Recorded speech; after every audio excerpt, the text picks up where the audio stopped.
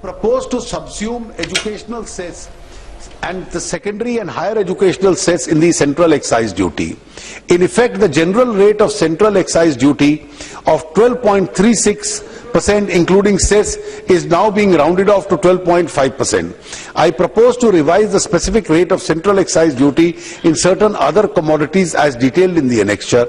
However, in the case of petrol and diesel, such specific rates are being revised only to the extent of subsuming the quantum of educational cess presently levied on them, keeping the total incidence of excise duties unchanged. The ad valorem rate of excise duty is lower than 12% and those higher than 12% with a few exceptions are not being increased. Some changes are also being made to the excise levy on cigarettes and compounded levy scheme applicable to pan masala, gutka and certain other tobacco items. To give a boost to domestic leather footwear industry, the excise duty on footwear where leather uppers and having retail price of more than 1,000 per pair is being reduced to 6%. To further facilitate the ease of doing business, online excise and service tax registrations will be done in 2 working days. The assessees under the taxes will be allowed to issue digitally signed invoices and maintain electronic records. These measures will cut down a lot of paperwork, red tape, time limit for taking CENVAT credit into inputs and input services are being increased from 6% to 1 year as a measure of business facilitation. Introduction of GST is clearly awaited by trade and industry. To facilitate smooth transition of levy of tax on services by both centre and states, it is proposed to increase the present rate of service tax plus education cess from 12.36 to a consolidated rate of 14%. One of the achievements of my government has been to conquer inflation. This decline, in my view, represents a structural shift. Going forward, we expect the CPI inflation to remain close to 5% by the end of the year. This will allow further easing of monetary policy. To ensure that our victory over inflation is institutionalized and hence continues, we have concluded a monetary policy framework agreement with the Reserve Bank of India, and as I had promised in my budget speech 14-15. This framework clearly states objective of keeping inflation below 6%. We will move to amend the RBI Act this year and provide for a monetary policy committee. The Central Statistics Office has recently released a new series of GDP which involves a number of changes relative to the old series. Based on the new series, estimated GDP for 14-15 is 7.4%.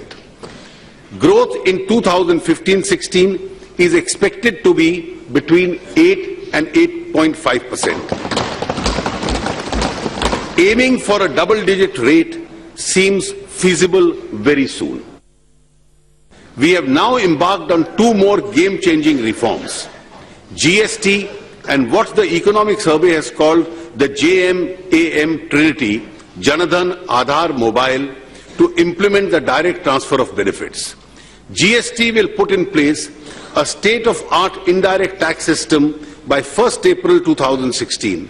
The JAM Trinity will allow us to transfer benefits in a leakage-proof, well-targeted, cashless manner.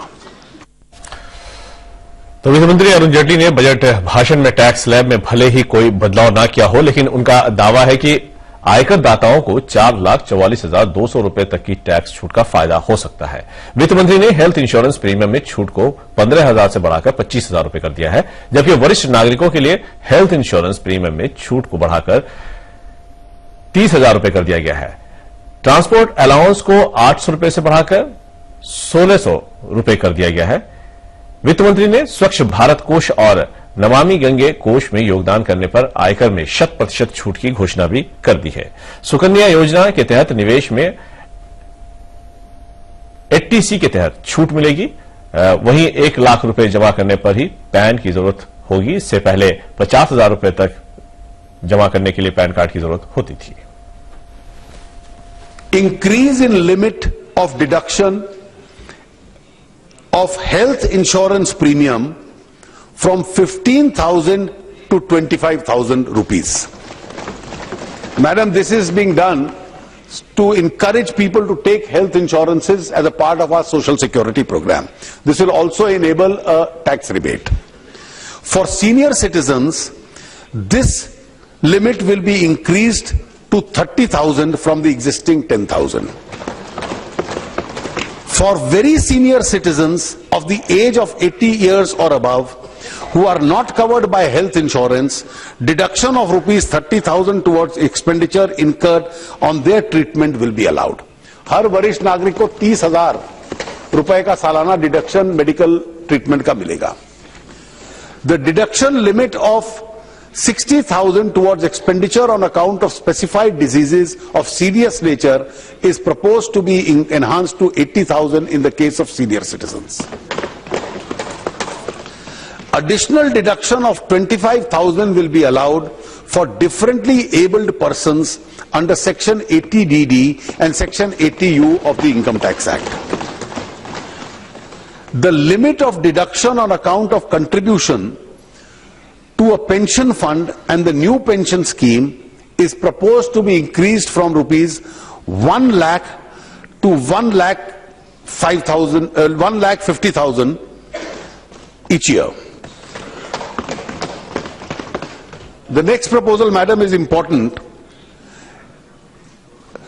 To provide social safety net, the facility of pension to individuals, an additional deduction of rupees 50,000 is proposed to be provided for contribution to the new pension scheme under Section 80CCD. This will enable India to become a pensioned society instead of a pensionless society. तो अपने जीवन के earning काल में जो भी pension fund को 50,000 रुपए तक देगा सालाना, उसको टैक्स की उस वर्ष की छूट मिलेगी ताकि ये आगे जाके वरिष्ठ आयु में उसकी पेंशन बन सके. Investments in the Sukanya Smriddhi scheme, which was recently launched by the Prime Minister, is already eligible for deduction under 80C. All payments made for the beneficiaries, that is the girl child, including interest payment on deposits, will be fully exempted from tax.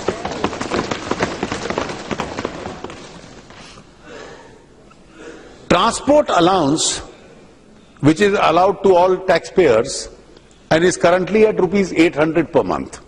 Transport allowance exemption is being increased from rupees 800 to rupees 1600 per month. For the benefit of senior citizens, service tax exemption will be provided on the Varisht Bima Yojana. Madam Speaker, I am giving these concessions to individual taxpayers despite inadequate fiscal space, after taking into account the tax concessions given to the middle class payers in my last budget and in the present one, including the earlier concessions, an individual taxpayer can now get a benefit up to rupees 4,44,200 as detailed in the annexure. As and when my fiscal capacity improves, individual taxpayers will have a lot to look forward to. और वित्त मंत्री ने आम budget में tax payers को कोई राहत नहीं दी है. इनकम टैक्स के स्लैब में कोई बदलाव नहीं किया गया है. इनकम टैक्स का पुराना स्लैब ही जारी रहेगा. हालांकि वित्त मंत्री ने कॉर्पोरेट टैक्स में कटौती का ऐलान जरूर किया. अगले 4 वर्षों में कॉर्पोरेट टैक्स 30% से घटाकर 25% किया जाएगा. वहीं वित्त मंत्री ने वेल्थ टैक्स को खत्म कर दिया है. हालांकि 1 करोड़ से अधिक आय वालों पर 2% सरचार्ज जरूर लगाया गया है. विदेश में काला धन मिलने पर 300% जुर्माना और 7 साल की सजा का ऐलान किया गया है. वहीं टैक्स चोरी पर 10 साल की सजा का ऐलान किया गया है.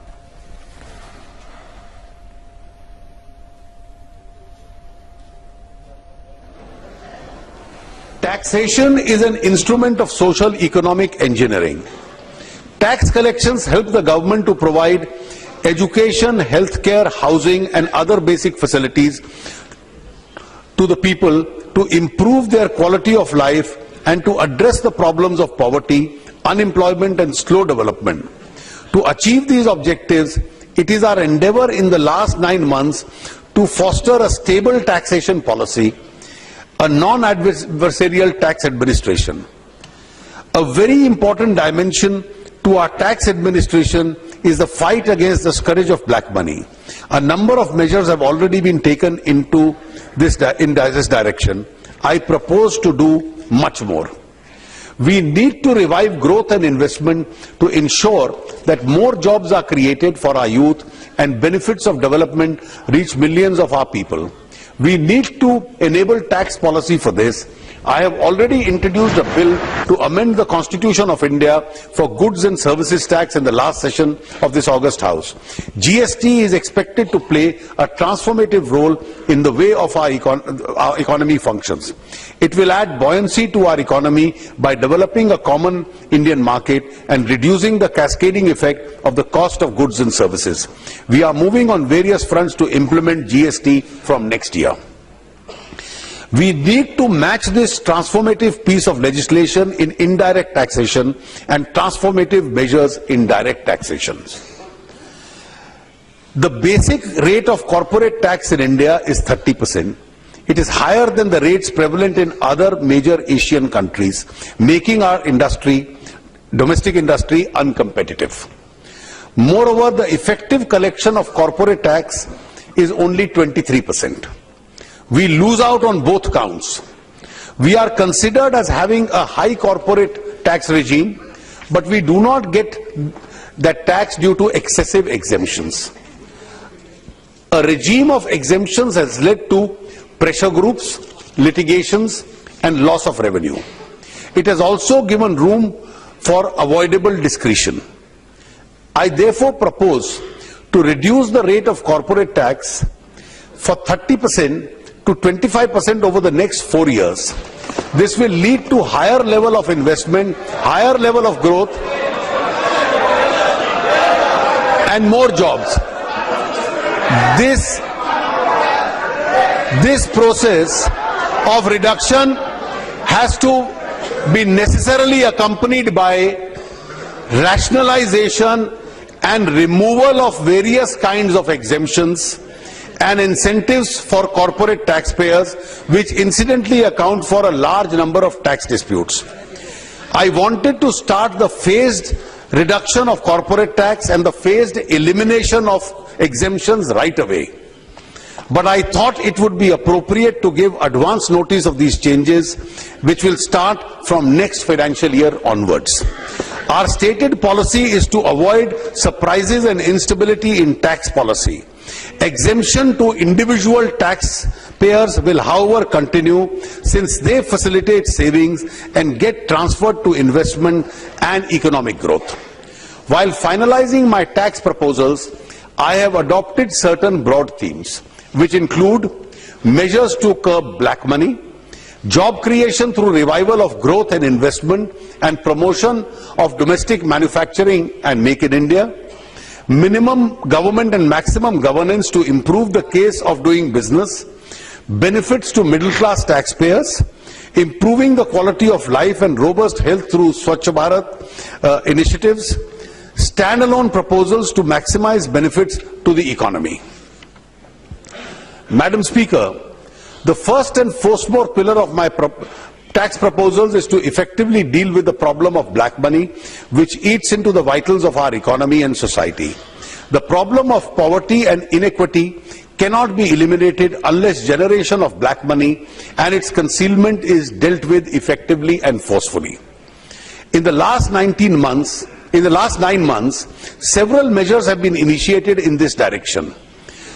A major breakthrough was achieved in October 2014 when a delegation of the Revenue Department visited Switzerland and Swiss authorities agreed to provide information in respect of cases independently investigated by Income Tax Department.